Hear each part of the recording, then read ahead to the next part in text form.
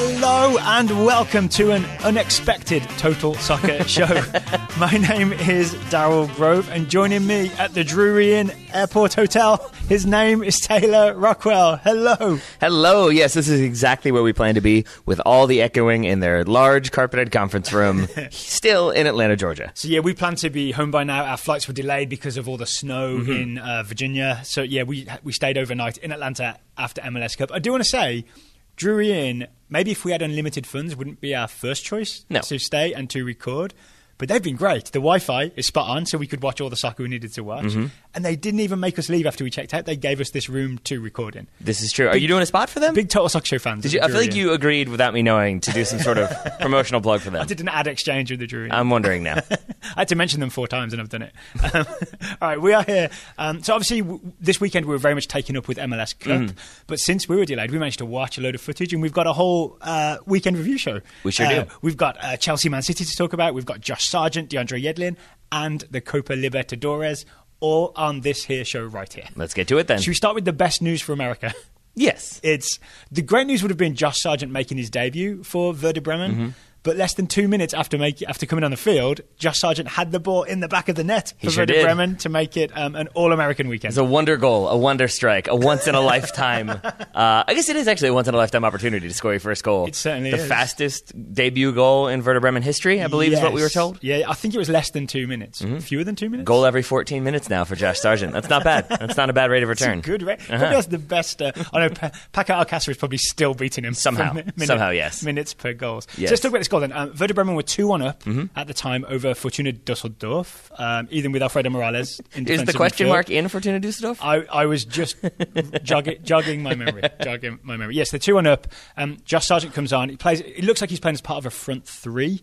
It depends on who you talk to, because then there was like a 4-3-1-2 was what they were kind of officially listing, but it seemed like he was kind of given a little bit of creative freedom to drop into midfield if he wanted to, but then stay high at times as well. I think he was kind of just chasing the ball around, just desperate to get involved on his debut. So he did look a little lost at moments. Right? I would disagree with you, honestly, and I feel like this is one of those times where, like, I think Daryl, when there's a young American, as we talked about in the lead up to this show, when you were like, he's going to be in the squad, and I was like, well, let's wait and see what happens. I want to see him laughing at us about that. I mean, I still stand by it. Is like I really want to get past the idea of like, oh, he's getting a minute, and that's really, really exciting. We should all be pumped. Like, I want to see him getting regular minutes. So it's great he scored. Don't get me wrong. Yeah. But I do think this is one of those cases where sometimes Daryl, because it's a young American and you're really excited, you really watch everything and you're like, oh, he kind of overran 3 yards there, and I don't know what to extrapolate from that. As you have been very wont to point out many, many times, I've invested heavily in a Josh Sargent gamble. So we've wiped it off the chalkboard now, right? Oh, I took a photo. Don't worry. It's preserved for posterity. It was on the chalkboard in, I want to say, May of 2017. I, tongue-in-cheek but half optimistically, said that I feel like you've doubled down pretty significantly since then.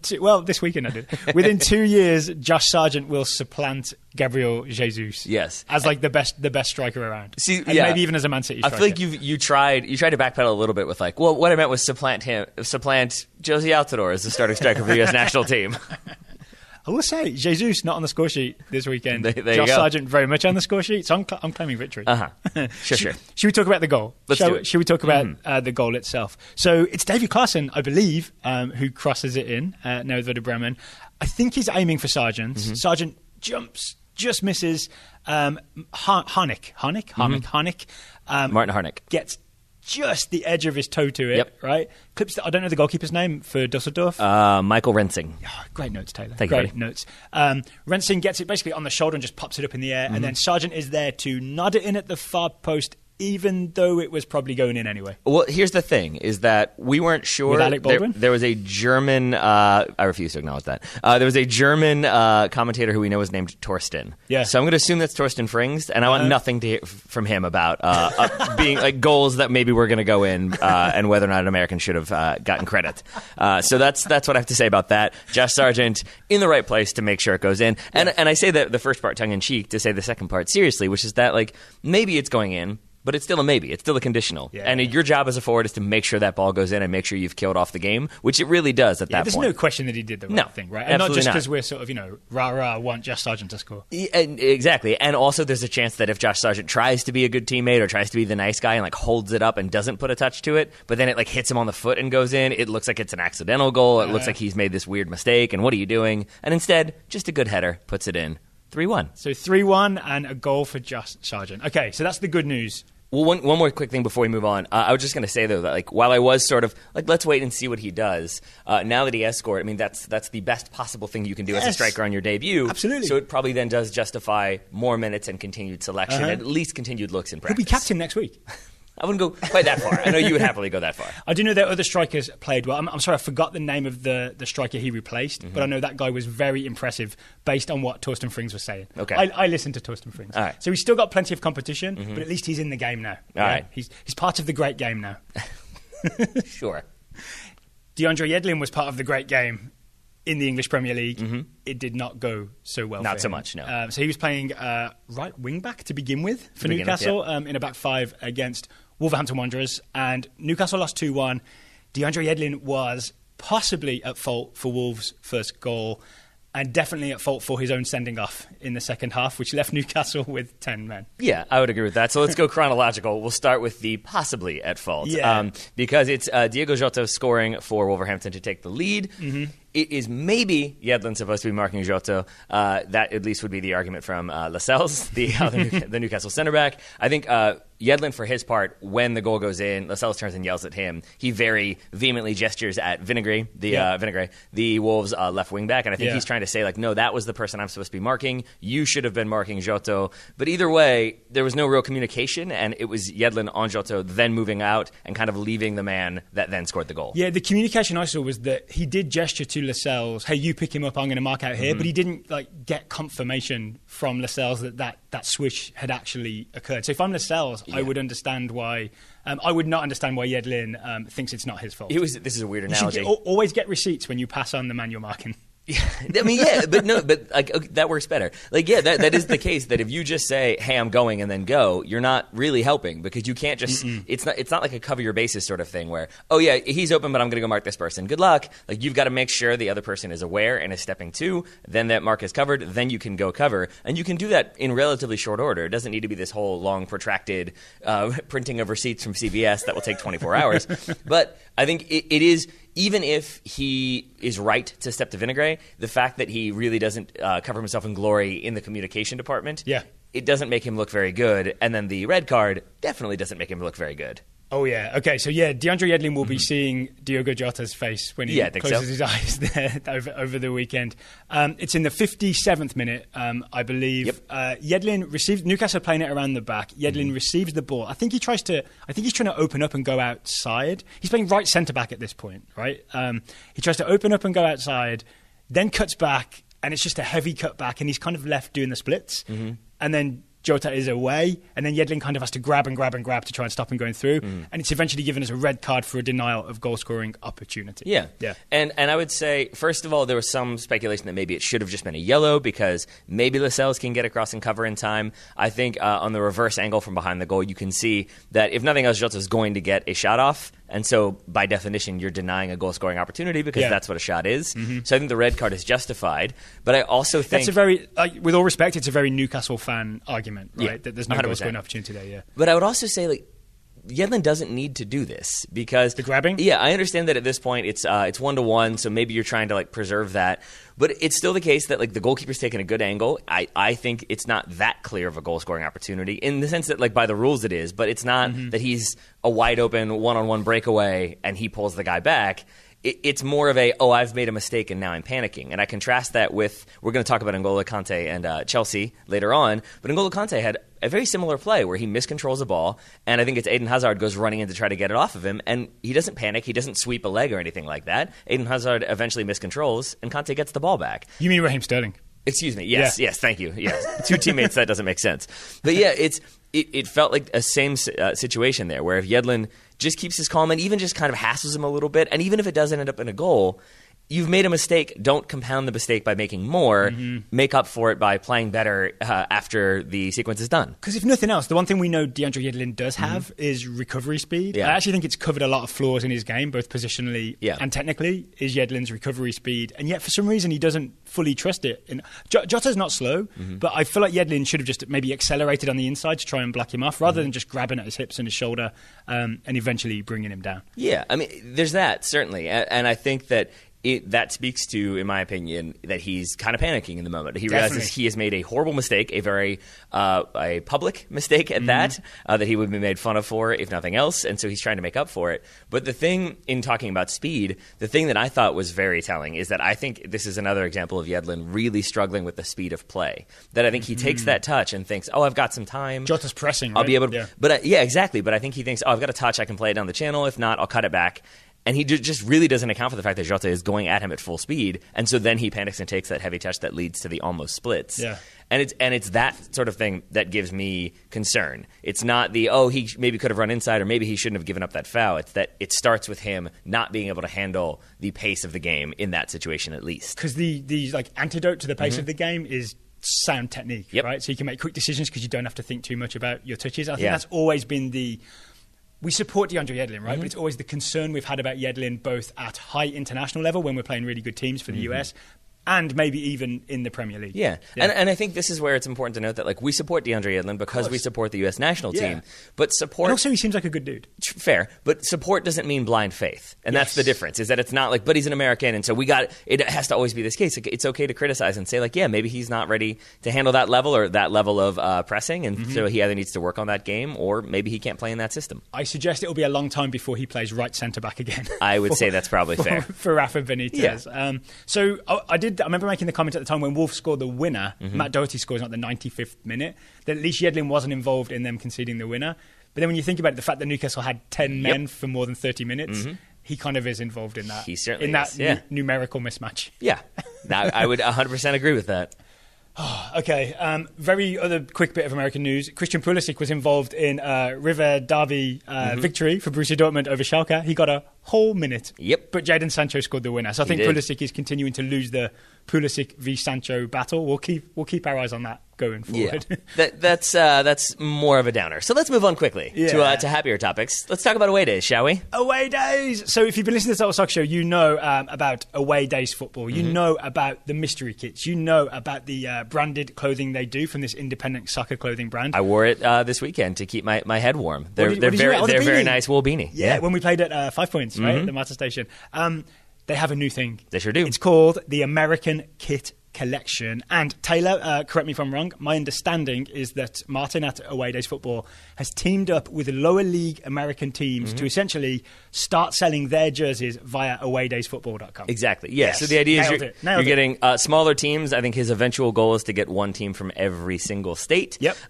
So you're trying to get more eyes on those smaller market or just smaller teams. I think they're getting some of the jersey sales as well. So they're making money. They're also getting eyes on their team as a whole. And so the idea is it'd be a big storefront where teams that normally can't sell their jerseys in a big shop window can do exactly that. Yeah. First team in the shop window, Charlotte Independence is there right now. So you can support Away Days Football and support Charlotte Independence by buying a Charlotte Independence jersey, home or away. And I believe with that jersey comes a sticker and a collectible card. So you get the sort of collector's aspect of that too. Oh, and the card is team related, right? It's not just a random one. Yeah, I would assume. Yay. All right. So if you want to do that, you can get 15% off the cost of an American Kit Collection jersey or anything else you find at awaydaysfootball.com. The discount code to do that is TSS. That it is, my friend. Stands for Total Soccer Show. I believe it does. TSS for 15% off at awaydaysfootball.com. The link will be in the show notes. Are you a soul singer? What's happening? Daryl has his eyes closed and is yelling into the void. I'm working my way there. I'm not in a normal studio surroundings, so I'm just trying to feel my surroundings. Oh, I gotcha. This is what normally happens. By closing your eyes? Yeah, this is what normally happens in the conference room at Drury Inn, right? I think so. Let's go back to the Premier League. Let's do it. With Czechs, no Americans involved because Zach Steffen has not arrived yet, and Kyle Scott is out on loan. Yeah, and Matt Miazga is somewhere. Also out on loan. I guess he's doing a study abroad in France. Right? Yeah. Chelsea versus Manchester City. This is a huge game because, obviously, Manchester City lost 2-0 to Chelsea. Liverpool are now top of the Premier League. Manchester City have lost a game of soccer in the Premier League. That's the big shock. It's a shocking world we live in. It's a shocking world we live in. No, so we watched this game in the lobby of our hotel. Yes. We've gone back and watched like selected moments of it to really focus on like the goals and how these goals came about, because I think that was very... They're actually called N'Golos. Thank you. But that was the key thing that like I thought was fascinating, was how Chelsea had a very defensive game plan. You really made yourself laugh on that one. Chelsea had a very defensive game plan, but then the way they were able to sort of break through Man City, and then I think once they did, cause City a lot of problems, because then they're chasing a game, which is not a position they're used to. Right. So let's get to that. The first goal, the N'Golo Kante goal at the end of the first half. It weirdly starts with Chelsea have the ball in the back. There's a lot of very successful pressing from Manchester City. Chelsea don't seem to be able to work any angles. They haven't got balls out wide. They haven't got balls through the middle. Everything is cut off until David Luiz gets the ball. And I would say, though, that it almost, because of how calm he is on the ball, it feels like maybe there's a chance that this is a deliberate tactic by Chelsea, because it doesn't feel like a frenetic, like, oh no, they're pressing us, just kick it long. Yeah, David Luiz, it's not a panic, it's just that they can't go anywhere. Right? No, but he takes a very calm touch and then plays a 60 or 70 yard ball diagonally to the touchline, like inch perfect ball to Pedro. It really is, right? And it cuts out 7 City players with that ball. Oh yeah, you freeze frame and counted, right? I did, because if you watch it in the moment, you're right, it looks like, oh, it's just a long ball. Like, City's game plan has worked. But if you watch it from the perspective of it leads to a goal, it does look a little bit more like a rope-a-dope of you're pulling in those Man City players, you're pulling them all in, and they feel like they've got you contained. And that one ball completely bypasses that wave of pressure, and now City are scrambling. I feel like the key to David Luiz is just he doesn't care if he gives the ball away. That's probably true. It seems to have been, I'm kind of joking, but he's taken big risks coming out of the back throughout his career. So to him, he's just like, no big deal. Yeah, I mean, that might just be. Aim the 60-yard ball. I want to focus down on this for a second, because the big thing of Sarri ball at Chelsea since Mauricio Sarri took over has been quick, short passing. Yeah. Right? Quick, short passing. And they don't want to go long. So this is a weird sort of exception to the rule, right? For David Luiz to just pick his head up and bang a 60-yard diagonal to Pedro. And I think it kind of took City by surprise in that sense. Yeah, because it's obviously not like 60-yard balls from then on, but it's a 60, 70-yard ball to Pedro. Pedro then plays the diagonal ball back across the field, still attacking to Willian, who doesn't have a very good first touch, but it's two balls, Does he two go right passes. foot instead of left foot? He does. Yeah, he tries to receive with the outside of the right, which is a move that with a lot of other players we would be very frustrated with. Yeah. But especially players who just got long-term contracts with lots of money in Major League Soccer. Eddie Johnson's thoughts on that. But it's more so to me, it's two balls basically go from Chelsea's like maybe 8 yards from their own touchline all the way to the other end of the field. That's pretty impressive. And again, so it's 2 big swings put Chelsea in this position where now they're on the front foot, and it's Man City who are kind of all scrambling back. And I think that's the key part of this now, is that you've got City scrambling. So when Eden Hazard does eventually get the ball, because Man City kind of half clear, right? But then the ball gets popped back out to Hazard on the left. And I think he has Stones and Walker come to him, but he does a little bit of a feint. Finest. Well, if you want to go that route, then there's Belgium's finest, because then these two are split. And it goes to we think he's looking for Pedro. He is, right. I was trying to argue with you on that, but you convinced me. And instead it's N'Golo Kante who I think seizes the opportunity and finishes. But I think what I'm trying to get to is that because it's City scrambling around, nobody is entirely confident of, okay, it's my job to step to this one. And I think that's why you have Kyle Walker and John Stones sort of step, but then also not really put Eden Hazard under like the physical pressure that's going to cause him any sort of discomfort. I mean, I'm sure they've talked about the key to defending Eden Hazard is not to bite, right? Not to sell yourself. So don't actually step in and try and take the ball, because he'll get away from you, right? So they do stand off, and he gives him a bit of a wiggle, right? He gives him a hip wiggle. And what really sells them in the end is when he goes to the end line, right? When he accelerates to the end line, that's the thing where Kyle Walker at least goes with him and a tiny gap opens up. Well, see, but he just feints like he's going to the end line. Like, he takes a little bit of a touch, but it's not like he dribbles all the way and then cuts back. Like, it's just that little bit of a touch is what opens that tiny gap, and then he's able to split it. But I say that only to say that it's really, like, if you say takes it to the end line, it sounds like, oh, he opens up like a 5-yard gap, and it's more of like a 1 foot gap. It's more, I mean, not to draw on recent personal experience, but it's more like the type of gap you would try to leave between yourself and a seatmate who you don't know on a megabus to Atlanta.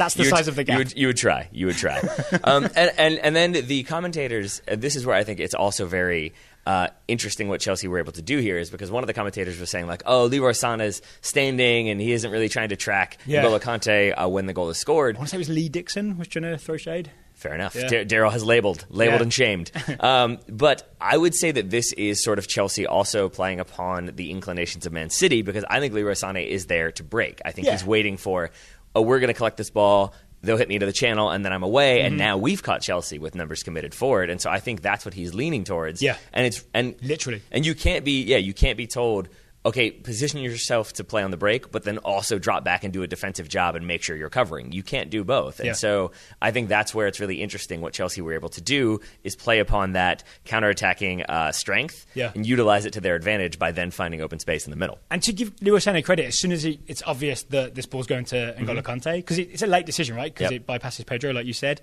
He's on it. He's trying to catch him. He just doesn't get there in time. And N'Golo Kante gets a shot away. 45th minute, I believe, so it makes it 1-0 at halftime to Chelsea.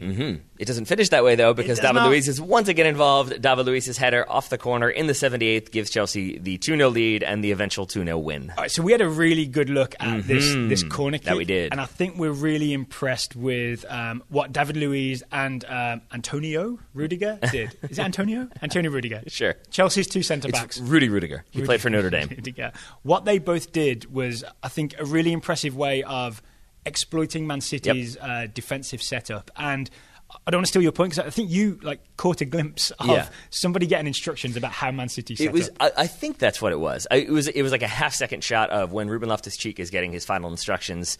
The camera often cuts to the player who's about to sub in, and they're getting that kind of the briefing where they're going through the binder really fast. And the Chelsea coach flipped the page in such a way that you could see, and it looked for all the world like Man City's defensive approach to corners. It was 5 across the 6-yard box. In a zone, right? Yeah, 2 kind of out to alleviate pressure, 1 to cover the near post. And what was interesting to me is then if you watch this corner when it's taken, that is the exact shape of Man City, and the 2 players, I would say, for Chelsea who are the most dangerous threats off of a corner, Rudiger and Luiz. Especially with no Giroud or Morata, right? Because they played Hazard as the striker, basically. Yeah. They're at the top corner of the 18, completely unmarked, because if you're playing a zone or a hybrid zone system in Man City's case, you're not going to send somebody out there to mark them. You're going to try to get them as they come in. But because the 2 of them come in and make the exact same run, one goes in front of Ederson, one goes Rudiger goes actually into the goal and around Ederson. And I think this is a design set piece. You can see Luiz putting his hand up and calling for it as he's making this run. And I think it's designed maybe not for one of them specifically, but I think they're putting it relatively towards the near post at jumping head height for one of them to get to. Roughly the same area. So I absolutely agree with you. And I think the clever part of it as well is because of the way they run behind the Man City players who are looking at the ball, which is being taken at the corner kick spot. So it's almost like a sneak attack, right? So they go in through the back door, and then surprise, we're here. But it's also then the other surprise would be it's a dual surprise, because you've got 2 large center backs making the same run or roughly the same run, and if you're say Ilkay Gundogan, while you're sort of theoretically trying to track, he looked panicked, right? He looked freaked out. He's trying to kind of grab David Luiz as David Luiz ran by, but then you can also see him look over at Rudiger, and he's sort of I don't know which one I'm supposed to go to, and so I think those runs combined with City's approach, I think Chelsea exploited it perfectly to be able to get that second goal. Oh, okay, so a big win for Chelsea. Liverpool. I want to say, speaking of a big win for Chelsea, this was a very good week for you, because we had Atlanta United MLS Cup. That was a great game. We had a great time covering it. Torreira for Arsenal gets the overhead kick to win the game. I believe I shouted, "Lucas, my man!" You had walked away from the TV. Again, another game we were watching in the lobby, and I kept looking for you. I was in a conversation with Snaves, Adam Snavely, and I kept looking over, waiting for you to come back, because I wanted you to get it before the replays were over, and you just missed it. So I was sad about that. But it's also the case that Chelsea, we think, rested players from their midweek game against Wolverhampton Wanderers Football Club. There we go, to play this game against Man City. So Wolves win that game against Chelsea. Now you come in and win against Newcastle. DeAndre Yedlin helps you out. It's a good week for you, Daryl Grove. It's a good week for Wolves.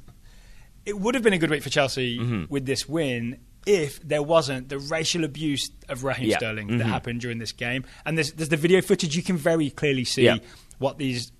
I don't want to say fans. These people who were at Stamford Bridge. Actually, I want to say people. We're yelling at Raheem Sterling, and to Raheem Sterling's credit, his response has been to kind of tackle this head on. Yes. Right? Yeah, I think in the moment when he was asked about it afterwards, I think he kind of did say, like, you kind of got to laugh it off. And we'll talk about that, like the phrasing and the importance of that, because Robbie Earle did a great job talking about this. But then I think it's compounded by the Daily Mail, was it? Yes. Who previously had ran a story, I believe, about Phil Foden buying a £2 million house for his mum. Do you have the headline right here? I don't have the headline, but I just have the names. It's Phil Foden buying the £2 million house for his mum, which is a very cutesy way of phrasing it. Versus when also Man City player Tosin Adarabioyo did the same thing. The headline was very, very different. It was about how a Premier League footballer who's never even played a game spends $2 million on a house. It was really interesting. Terrible, but really interesting to see the lengths they went to differentiate, because it was Man City starlet Phil Foden, and it was young Manchester City player who hasn't yet made the squad or something like that. They didn't use his name in the headline. No, they did not. Yeah. They went out of their way to use that sort of phrasing, and then they went into his weekly wages. He's only on £25,000 a week. He buys a $2.5 million. They knew what they were doing, and it was very telling. Every single part of that headline was telling. And this isn't the Daily Mail's first offence. And what I really appreciate about what Raheem Sterling has done here is, I don't think he explicitly did this, but I'm sure he knew what he was doing. He has tied together the sort of direct, obvious racism that was just yelled at him as I believe he was taking a corner kick or a throw in. He has tied that to the more subtle, insidious racism that is the way the Daily Mail treated those two different players. And those things are not separate; they are related. They're definitely related, but they're also related because I believe I'm correct in saying that he also got this treatment from the Daily Mail about buying his mum a house and the things that he has done for his family. Yeah. And they, instead of phrasing a wonderful thing to do for the person who took care of you and birthed you, they're making it into a weird condemnation of his character and spending. Yep. And so that's where, going to Robbie Earle's point, he and Rebecca Lowe did a great is a weird way to put it, but they did a very moving, I think, and very emotional, in Robbie Earle's case, discussion of racism and his experiences with racism, and the idea that, I think he said, football has gone backwards. He thinks that on the grounds today, and there's instances all over the place of racism kind of creeping back into the game. I agree. I think that's a society-wide problem. I know we're not that podcast that can go super deep on this stuff. I think you've seen that in the last 4 or 5 years, just creeping back of it being more okay to say racially charged things and write racially charged things that has led to a creep backwards, essentially. I mean, I'm sorry if people don't like it, but if the President of the United States says the stuff he says, it probably makes you feel like you have license to say the stuff that maybe you want to say without the filter that would otherwise be there. And I go back to, we had a conversation about FC St. Pauli and their differences with Hamburg, and how FC St. Pauli, they say, or Hamburg, we know that we don't have fascists. We don't need to worry about it. We know there aren't fascists in the crowd. And the FC St. Pauli response was well, we want to know that there aren't fascists in the crowd, and we want to make sure there aren't. And I think that if you don't have that level of, not even policing, but maybe social policing or crowd policing or whatever, then I feel like people feel like they have a little bit more leeway to say these horrible things without any sort of ramifications or repercussions. Okay, so I'm grateful to Raheem Sterling, who again is 24 years old. He's taking a big risk in a way to be taking on this topic, right? It's almost like a Colin Kaepernick type thing, where you are willing to sort of be the face of going up against something that's big and scary. Yeah, and the reason why I wanted to then mention the laugh it off comment is because Robbie Earle talked about this, right? He did, because I do think in the post-match interview Raheem Sterling said that's all you can do, and Robbie Earle, I think this is where he blamed himself a little bit for not protecting the players that came after him, and I think he said when you say that that's all you can do, but it doesn't really deal with it, and it sort of is it's such a heartbreaking thing to have to realize that's the only recourse, is to just be well, these guys are jerks, or racist, or worse. I'm trying not to curse. I'm trying very hard not to curse right respect now. To the Drury Inn. Yes, of course. I got my 5 mentions now. Yes, we get a free room for a week. There we go. Good job, buddy. But and so I just found that very. I don't even know what the word I'd like to use is, but just important. I felt like Robbie Earle's response was important, his emotional response was important, and his takeaway, or the biggest thing that I'm taking away, is his line of that racism is a cancer, and unless you're vigilant, it comes back. Racism is like cancer. And you have to be vigilant. You can't just think, we're cured, it's good. No. You got to check up and make sure that it doesn't come back. And I think for me personally, we like to talk about the things we like to talk about. We like to talk about goals and tactics, corner kick routines. Yeah, and I think sometimes we don't talk about this stuff. And I would also say that sometimes it's because we feel like we don't have much else to add, and there are people who are more qualified and better suited to tackle these issues. But that's something that I do feel like it's creeping back in, and that's something that I don't want to not even like maybe turn a blind eye to, or maybe like look away from because other people are talking about it. I would like to make sure that we always do address issues like this. All right. So the one thing I would say is if you haven't seen the Robbie Earl segment on NBC Sports, you can find it easily on Twitter. It's like a 5 to 6 minute, like basically interview or chat with Rebecca Lowe and Robbie Earl. I really recommend listeners please go find that and listen to it because it's important. I'll put a link in the show notes. There we go. What we always do. And you know what, young footballers, buy your mom's houses. Do it. You should do it. Yeah, if I could afford to, I would. Absolutely. I would happily buy my mom several houses. I guess the Daily Mail probably wouldn't write about that for a variety of reasons, but I would happily do it. Your relative lack of celebrity. And also, but buy jewelry, buy clothes. I don't care. You're into the money. Do what you want. We still have the Copa Libertadores second leg final to talk about.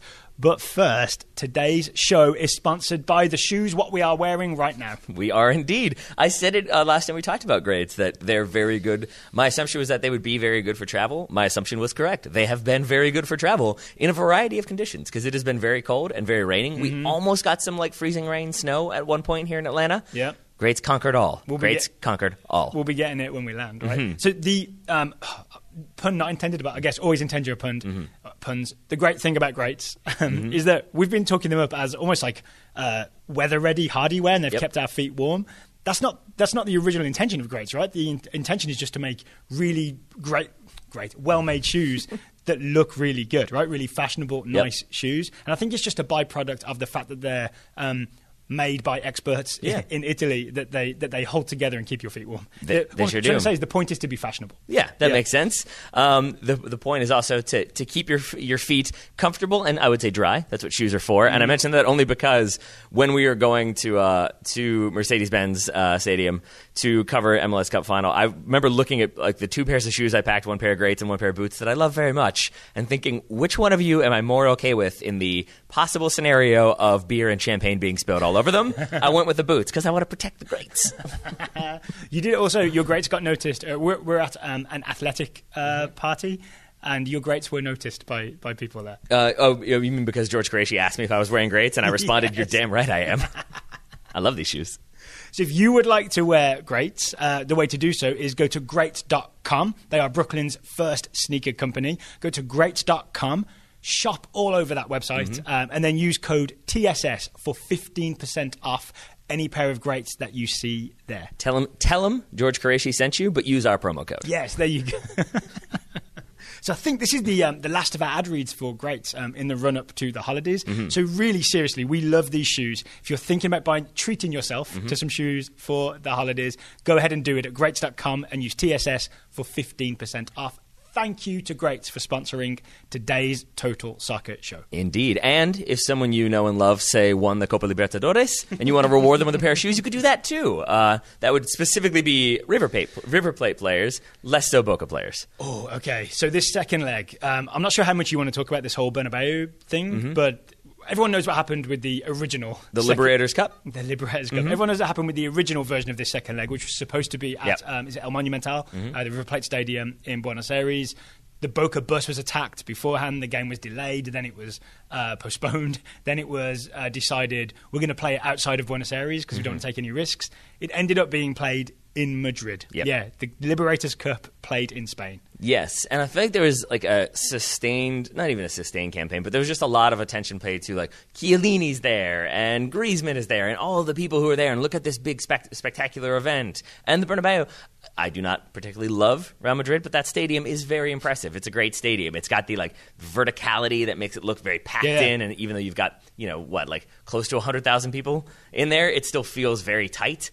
And all that said, it was still sort of a little bit like, yeah, but you're still playing this in Madrid. Yeah. So I don't know how to feel. I don't know if you're Argentinian, how much it means to have that game played in Spain, like if you're angry or anything. I kind of feel I'm aware of my own ignorance in that I don't want to get too much into condemning it happening. But I also do know that the River and Boca players both seem to be against it, to the point where I kind of lost track of this story. and I was surprised that suddenly it was going ahead at the Bernabeu. I thought they were going to get it moved. I think there was some attempts by Boca to like maybe investigate not playing the game at all. Oh, just getting the trophy by default because of the attack. But when that didn't happen, I think at that point, really the answer is that there's no good answer because the answer is don't throw things at the bus. Exactly. But as soon as that happens, I think you're correct to take it away from River because you've attacked a bus. You've hurt players. People got glass in the eye. People got tear gassed. That's on you. So it shouldn't be played there. It does. I think then you're looking at you don't want to take it back to Boca because I think that's going to be even more problems. Yeah. So if you're going to move it outside of Argentina, which is the next logical step, now you're still playing it not in Argentina. And so it really doesn't matter. If they played in Qatar or the UAE or Miami, would we have been any happier? Probably not. I would have been weirdly happy with Miami, but just from an American selfish perspective, right? I agree, except that then it would have been played the day after the MLS Cup final. Of course. Not very far away. And so maybe I doubt Atlanta loses any people going from Atlanta to Miami, but it's still just, it takes away from the spectacle a little bit. Mm-hmm. Yeah, maybe Gonzalez Perez would have been distracted playing for Atlanta. Yes. Or P.T. Martinez. Oh, yes. They should switch maybe for the games. Should we talk about the game itself, specifically the goals? So some very... it was a fun game. It was. I've actually forgotten the final score. Did it end up 3-1? 3-1 on the night because of that very late goal from P.T. Martinez on the breakaway. Yep. But Boca took the lead. They do. So let's talk about this Benedetto goal that put Boca in the lead. Countering that counter. And I think the thing you pointed out was you were most impressed with the through ball from a guy you recognised from the World Cup. I've got to confess, I didn't know him. Nahita Hernandez. Perfectly measured through ball for Benedetto. Yes, and you're absolutely right. And then it's even more impressive to me because it's at full speed with two defenders closing in on him to then split the ball, like play the ball 40 yards ahead and split two defenders there. It's doubly impressive because it's 2 and 2. That makes double. I think my analysis of this is that because it's a counter to the counter, a lot of the River defenders, the centre-backs were pushed up high. So when this ball happens from Hernandez, they're all running backwards.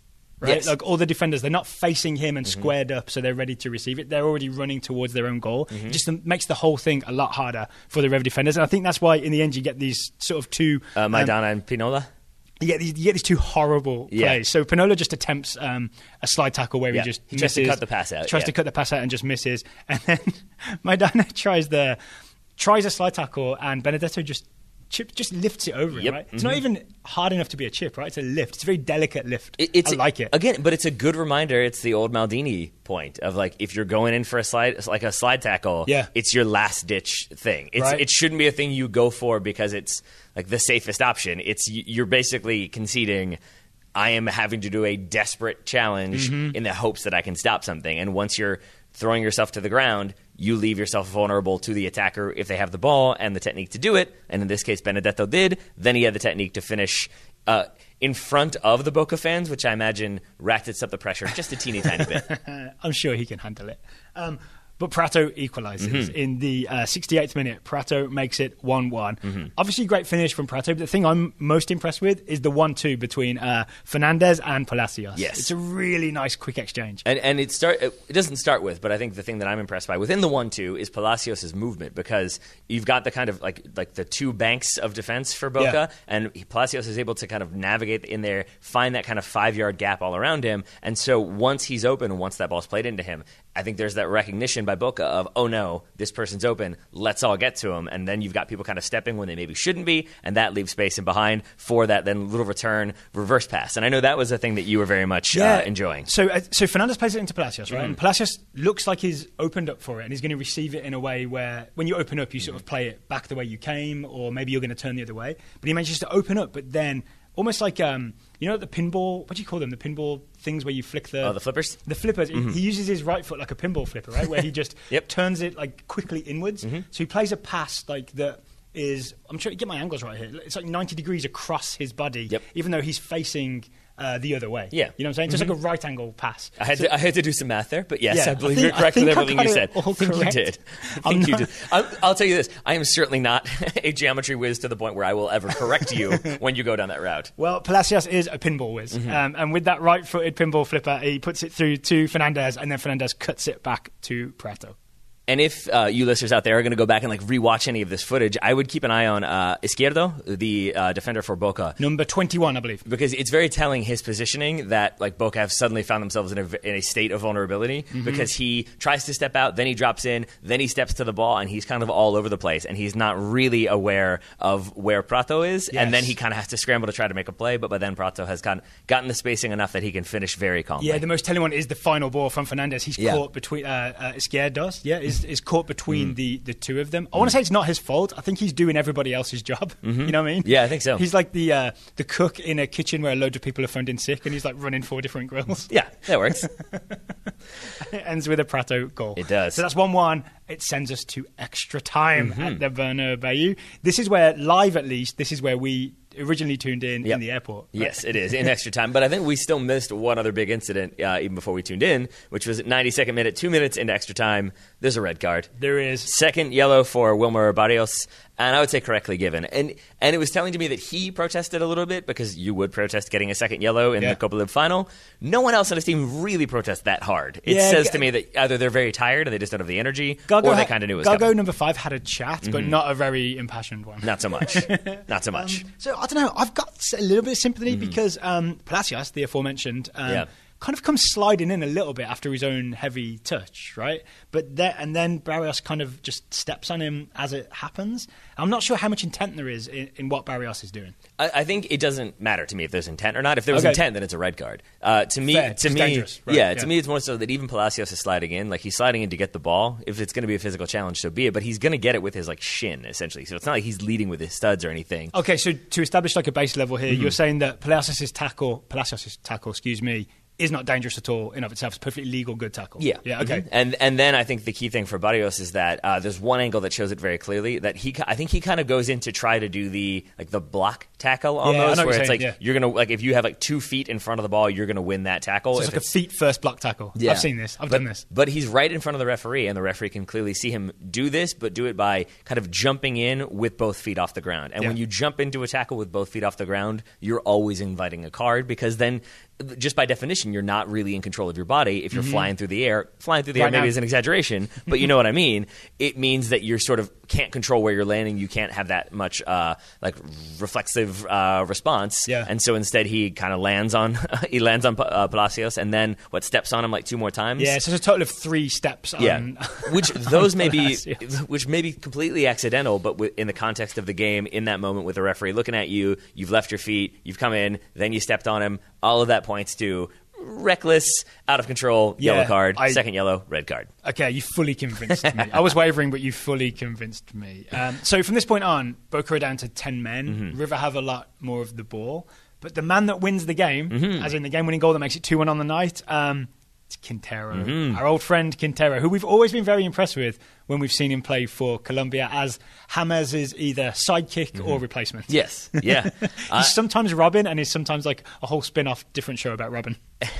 And here, your replacement of James is a good point, because he is a replacement in this game. 58th minute, he comes on. 109th minute, he scores that goal. We like this goal. We do. We like this goal. What's your favorite thing about it? Let me think about this. I think it's probably just the finish, because there's a lot. There's not a lot, but there's a few things that lead up to it that are very good. But I think it's just that he receives it with his left foot. He shoots with his left foot, but he has people around him, and so he has to really tightly control it. And controlling it with the same foot and shooting usually requires you're going to take it with your right foot, you're going to leave yourself a little bit of distance to then run up and hit it, and that he sort of touches it and then hits it without really moving that much. Yeah. It's a lot of efficiency of space and movement that allows, but still with so much power behind it that he really thwacks it from like 20 yards out. He's a really high level footballer. I really feel like he's operating at a really high level. To use a word that I feel like the Brits throw around, he's a tidy player. This was like a very tidy goal, in my opinion, that he tightly controls it, gets that shot off. It's very tidy. Oh, very nice. Yeah, it is tidy. Also tidy is before he has the finish, he initially lays the ball out wide to, I believe, Alvarez with another sort of disguised flick is what I'd call it. Yeah. With that wand of a left foot that he has. Yeah. There's a lot of to use another British cliche. My apologies for using the cliche. There's a lot of very clever little technical flicks and tricks in this game that made it all the more enjoyable. DeAndre Yedlin, maybe take some notes. I mean, I don't think DeAndre is going to end up being a Quintero type player. You don't think so? No. Not with that attitude. Unfortunately not. The winner was the Quintero goal. Yeah. But I swerved. I survived. The icing on the cake for River fans was the Pity Martinez goal. Maybe even the icing on the cake for Atlanta fans after an enjoyable weekend. So really deep into extra time. Actually, not that deep, right? 114th minutes. There's still 5-6 minutes left. Boca starts sending the goalkeeper forward for corner kicks. They serve a few in. I think a few get delayed because Carlos Tevez, who is on this 35-year-old Carlos Tevez. He's doing some scrapping, doing some pushing on the goalkeeper. I think gets booked maybe eventually. He and whoever he's pushing with. Get booked, so that slows it all down. By about it's got to be close to the 120th, right? Close to the end of the game. With the goal? Yeah. 120 plus 2. Wow, okay. It's that situation, right? It's a Boca corner. Everybody is crushed up there, including the goalkeeper. Cross comes in. It's basically cleared to the top of the box. And then you have a Quintero move to set himself free and then to set Martinez away in on an empty net. Yeah, because Quintero, there's basically one defender back for Boca, which I would say is justifiable for two reasons. One, they're chasing the game. They're trying to get that equalizer. But two, not just the red card, but I believe they also had a player have to leave with injury and had used all their subs. So they're playing with 9 players versus 11. So I think you've got to commit to try to make something happen. But as a result, it's a player kind of running in on Quintero at full speed to try to put him under pressure so that he can't turn and basically shoot the ball from 90 yards or 80 yards out or whatever.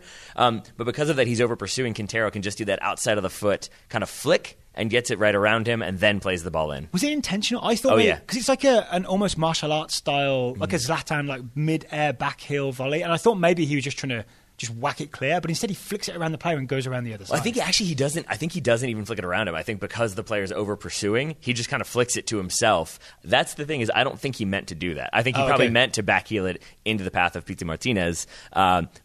But kind of mishits it, but then it still falls to his feet, and then he just plays that ball in. And I think what's really important is Martinez times his run correctly, and Quintero releases the pass early. Like, it felt very early, right? Because, correct me if I'm wrong here, I'm pretty certain that because Martinez is in his own half when the ball is played, he's not offside, even though there's no one around. Yeah, is that basically it? That's what the midfield line is for. Yeah. Okay. Because you can. But you can't be offside in your own half. Is basically the rule. But I would say I take your point. But I would also add that it's not even close though. Like I think he's 25 yards from midfield when the ball is played to him. Like he's got a long way to run. And again, it's because River are so committed. Boca are so committed that far forward. I kind of enjoyed Martinez just the way once he receives the ball, he kind of just takes a big touch directly at goal. He absolutely makes sure, looks around. There's no sort of showboating or messing around it, right? Well, he does have, I forget number 21 for Boca. I forget his name. Again. Okay, there you go. Once again, doing everybody else's job. Man, he is at full speed trying to get back to at least. The kitchen's on fire at this point. He's trying to put a little bit of pressure on. Doesn't really matter because that ball's in the back of the net. So 3-1 to River. They celebrate wildly. And then, as we've alluded to several times, Atlanta fans celebrate wildly because in the post-match interview, what a time to do it. In the post-match interview. I don't know the exact quote. What did Pity Martinez He just confirmed that he was moving to Atlanta. And then I think he said, forgive me if I'm getting this wrong, but I believe, to paraphrase, he said, Europe didn't want me, or nobody in Europe trusted me. Yes. This league has grown, and they showed trust in me, so I spoke with my family, and that was a decision I wanted to make. So my interpretation of that is that I don't know who else he was speaking to, but it sounds like other teams were not as committed to you'll definitely start, or you'll do this, or you do that, and Atlanta just gave him the full here's a wheelbarrow of money. Yeah, well, here's a wheelbarrow of money. It may all be code for they offered me more money, but also they're going to make me, assuming Almiron leaves, right, which we can pretty safely assume that Miguel Almiron's leaving. Somebody has to because they have 3 DPs right now. Right. So Atlanta have said to him, hey, you're going to be the guy. You're going to be the playmaker. We're going to take care of you and your family. We're going to show you a lot of love. So he's very happily going to Atlanta United. And that's another, I know this is maybe a different show that you'll do with Felipe Cardenas, talking about how Atlanta did what they did the last couple of years. But it seems like showing love to these big name players is part of the attraction of playing for Atlanta. Yeah, I think so. And I think maybe there's a chance that Pity Martinez, if he was on the fence, watched that MLS Cup final and thought, that works. The one thing I will say, and I'll talk to Felipe about this as well, hopefully this week, is that by all accounts, Martinez is not the same player as Miguel Almiron. He doesn't do that kind of. It's a whole different person. He doesn't want to do the running at pace and all of the movement and the kind of let's go. He's a little bit more slow it down. Let's pick our spots. Similar to Zico Barco is what I heard from one of our friends over at Mouths of the South. So I feel like a thing to keep an eye on if you're an Atlanta fan is what does the new coach do to incorporate Pity Martinez into that squad, and do they change things up a little bit? And I like for Pity Martinez, unless he's going to go to the Club World Cup. He probably is. He's going to the Club World Cup, and then he's joining in January after that. So I was going to say it was great that his last touch was was that goal, his final touch. But I guess playing the Club World Cup could be fun as well. I think it'll be all right. Yeah, I look for actually with that team, Quintero and Martinez and Palacios and Fernandez. These are all like the latter two are guys that I'm more excited about than I didn't know them much before. Quite excited to see them against Real Madrid in what I assume will be the Club World Cup final. Also worth noting, it's been a very long time, at least that I can remember. I don't really pay that much attention to the Club World Cup. I feel like it's been a while since we had a non-European team win, or at least it's very irregular when that happens. Madrid are certainly not in a very good position right now, and not in a position to like send their full team and have them play in what isn't that much of an important tournament for them, at least not right now. So there's a chance that maybe this is where we see River go out there and get that win. All right, Taylor, we have talked about a lot today. We have. Anything else you want to hit on before we shut this down, get the airport shuttle, and fly back home? Have you learned nothing from yesterday? Why would you jinx it? Why would you say we're flying back home? I don't believe in jinxes. Well, that's great. I do. What happens with airplanes is not about what I say on this podcast. Silence from Taylor. All right, then I will just say, Taylor Rockwell, thank you for taking the time to talk to me today. Right back at you, buddy. I shake my head at you, but right back at you, buddy. Listeners, thank you for listening. We'll be back again on Tuesday with some Champions League coverage. Until then, we'll talk to you soon.